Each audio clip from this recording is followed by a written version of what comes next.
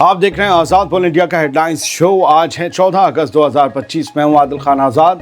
दुनिया के सबसे बड़े अखबारों और पोर्टल से चुनी गई कुछ बड़ी खबरों को आपके सामने रखेंगे जिन्होंने आज सुर्खियां बटोरी। इस शो में आज आप देखेंगे पुतिन करने जा रहे कयामत वाली मिसाइल का नया टेस्ट। ट्रंप से मीटिंग से पहले दुनिया में मची हलचल। रूस ने किया नाटो का नुकसान। यूक्रेन का सप्सान मिसाइल प्रोजेक्ट तबाह कर दिया। यमन में हूथी लड़ाकों को बड़ा झटका। 700 टन से ज्यादा के हथियार जब्त। ईरान हिजबुल्लाह पर केमिकल वेपन भी भेजने का इल्जाम। तुर्की सीरिया के बीच हुई मिलिट्री डील। हैवी हथियार और ट्रेनिंग देने के फैसले से इसराइल में टेंशन। और दोहा में मोसाद चीफ की सीक्रेट मुलाकात। गजा वॉर खत्म करने के लिए फुल पैकेज डील पर चर्चा। चलिए करते हैं इस शो की शुरुआत रूस और यूक्रेन के दरमियान जो जंग चल रही है उसकी खबर से भी, और रूस जो एक टेस्ट करने जा रहा है उसकी खबर से भी। रूस असल में कयामत वाली मिसाइल का टेस्ट करने जा रहा है। पुतिन और ट्रंप की कल होने वाली मुलाकात से पहले इस खबर के आने से हलचल तेज हो गई है। क्या रूस इसका टेस्ट अगले कुछ घंटों में करने जा रहा है ताकि ट्रंप को मुलाकात से पहले एक मैसेज मिल जाए?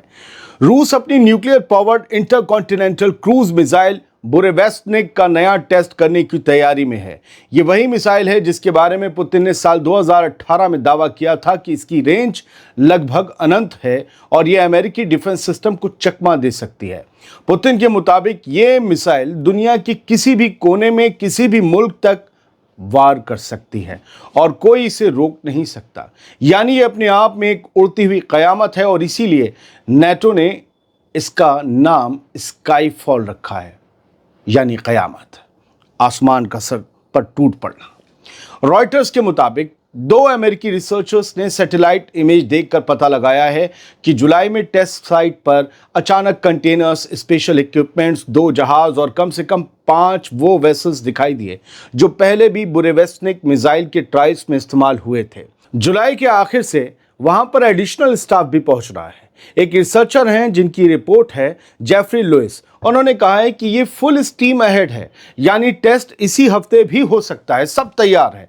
लेकिन हकीकत ये है कि इस मिसाइल का ट्रैक रिकॉर्ड अच्छा नहीं रहा। 2019 में नॉर्दर्न रूस में सीक्रेट इंजन टेस्ट के दौरान ये समंदर में गिर गई थी और उसे निकालने की कोशिश में एक धमाका हो गया था जिसमें रूस के 5 साइंटिस्ट मारे गए थे। पुतिन ने अक्टूबर 2023 में दावा किया था कि रूस ने इस हथियार का कामयाब टेस्ट कर लिया है। माना यह जा रहा है कि ये तैयारियां उस वक्त शुरू हुई थी जब 15 अगस्त को, यानी कल, अलास्का में पुतिन और अमेरिका के प्रेसिडेंट डोनाल्ड ट्रंप की मुलाकात का ऐलान भी नहीं हुआ था। इट मीन्स कि रूस इसकी टेस्टिंग की तैयारी पहले से कर रहा था। अब लेकिन लोग कह रहे हैं कि क्या अगले कुछ घंटों में, पता नहीं। रशिया ने एक बड़ा दावा किया है कि यूक्रेन का वेस्टर्न बैग्ड मिसाइल प्रोग्राम पटरी से उतार दिया है। हमने सप्सान प्रोजेक्ट पूरी तरीके से ठप कर दिया है। रूस की खुफिया एजेंसी है FSB, उसने आज जुमेरात को एक बड़ा ऐलान किया, दावा किया कि रूस की फोर्सेस ने यूक्रेन की 4 डिफेंस इंडस्ट्रियल साइट्स पर ताबड़तोड़ हमले करके उनके लॉन्ग रेंज मिसाइल सिस्टम बनाने का प्रोग्राम पूरी तरीके से तबाह कर दिया। FSB के मुताबिक ये ऑपरेशन एजेंसी यानी FSB और रशियन डिफेंस मिनिस्ट्री ने मिलकर अंजाम दिया।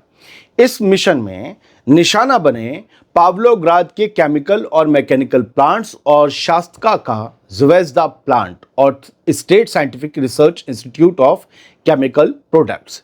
FSB का दावा है कि इन हमलों से यूक्रेन का बेहद भारी नुकसान हुआ है, जिससे सैटेलाइट इमेजरी और ओपन सोर्स इंटेलिजेंस ने भी कंफर्म कर दिया है कि हाँ, नुकसान हुआ है।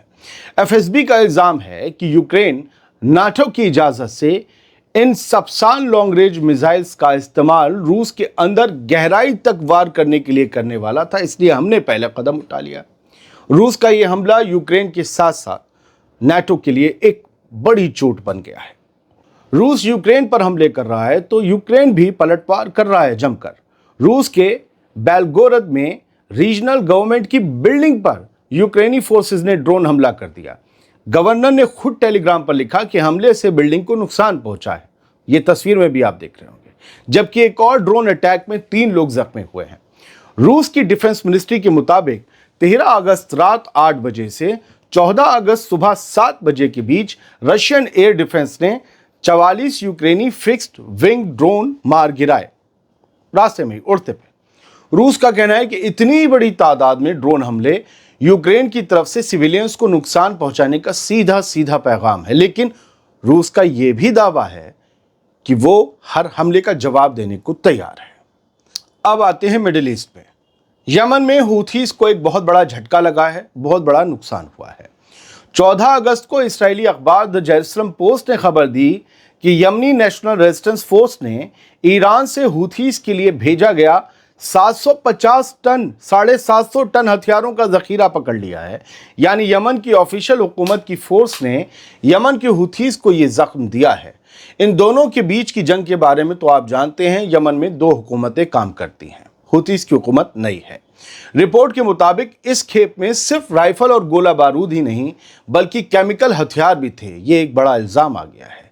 ये माल अफ्रीका और एशिया के रास्तों से होते हुए जिबूती पहुंचा, जहां से इसे हूथी कंट्रोल वाले इलाकों में भेजा जाना था। पूरी खेप को इस तरह छुपाया गया था, रिपोर्ट के मुताबिक, कि वो generator, electric transformer, air pump और हाइड्रोलिक कॉलम जैसा दिखे। क्रू से पूछताछ में खुलासा हुआ कि इस तस्करी में ईरान के Islamic revolutionary guard corps IRGC और हिजबुल्लाह दोनों का हाथ है। रिपोर्ट में यह भी दावा किया गया कि इस तरह के हथियार भेजने की कम से कम 12 और कोशिशें पहले भी की जा चुकी हैं।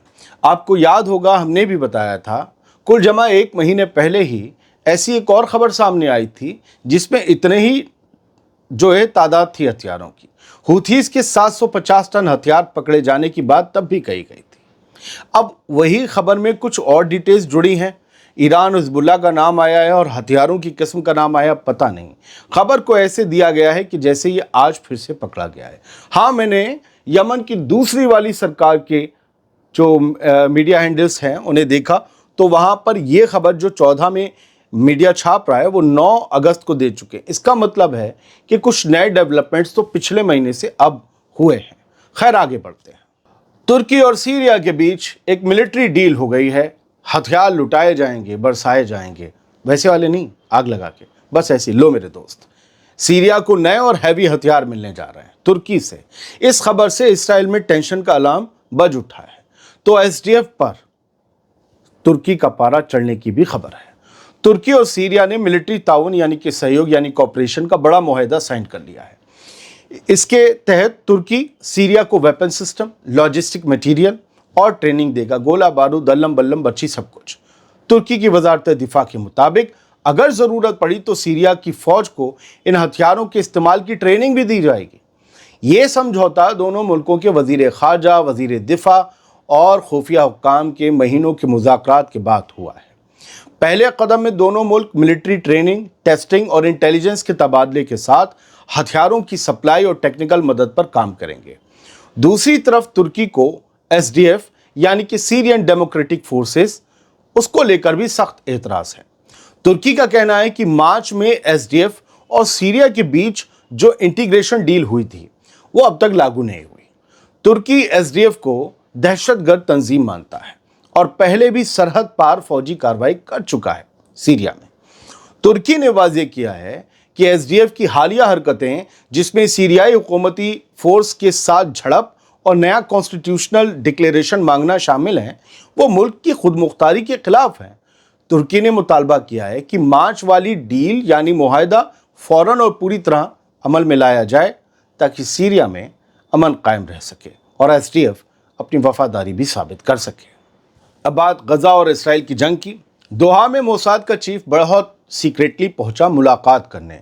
जंग ख़त्म करने के लिए फुल डील पर बातचीत भी हुई है, ये खबर आई है।